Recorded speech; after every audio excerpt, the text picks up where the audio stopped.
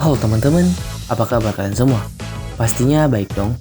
Pertemuan kali ini kita akan membahas materi mengenai statistika parametrik dan statistika non-parametrik. Nah, tahukah kalian bahwa statistika parametrik dan statistika non-parametrik memiliki kelebihan dan kekurangan masing-masing? Ingin tahu kelanjutannya? Simak penjelasan berikut. Statistika parametrik merupakan metode statistika yang parameter populasinya harus memenuhi syarat-syarat tertentu, seperti syarat data berskala interval atau rasio, sampel bersifat random, data berdistribusi normal, data memiliki varian yang homogen, model regresi linear, dan sebagainya. Nah, kelebihan dari penggunaan metode statistika parametrik yaitu sampelnya memiliki varian yang homogen karena berasal dari populasi yang berdistribusi normal. Dan juga syarat-syarat parameter dari populasi yang menjadi sampel biasanya tidak akan diuji lagi dan dianggap memenuhi syarat.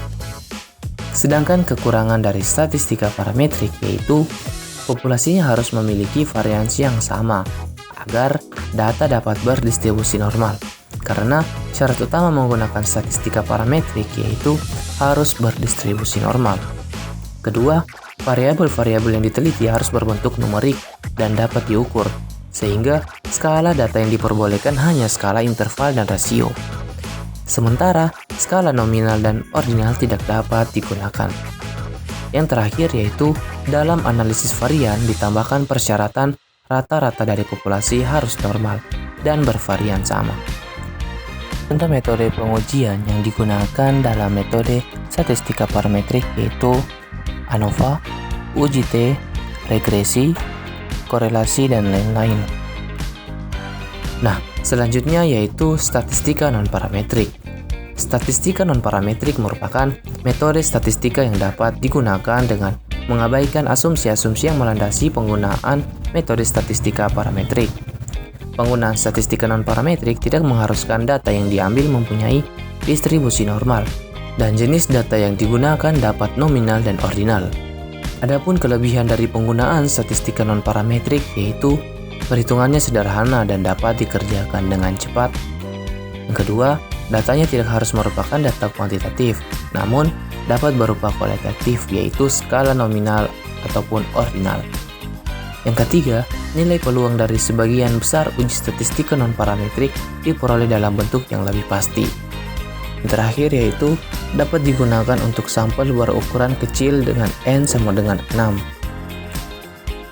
Sedangkan kekurangan dari metode statistika non-parametrik yaitu uji-uji non-parametrik tidak memanfaatkan semua informasi yang terkandung dalam sampel.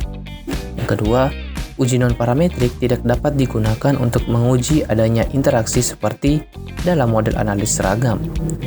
Yang ketiga, metode non-parametrik tidak dapat digunakan untuk membuat ramalan seperti dalam analisis regresi, karena asumsi sebaran normal tidak dapat dipenuhi. Yang terakhir yaitu macam uji statistika non-parametrik terlalu banyak, sehingga menyulitkan peneliti dalam memilih uji yang sesuai.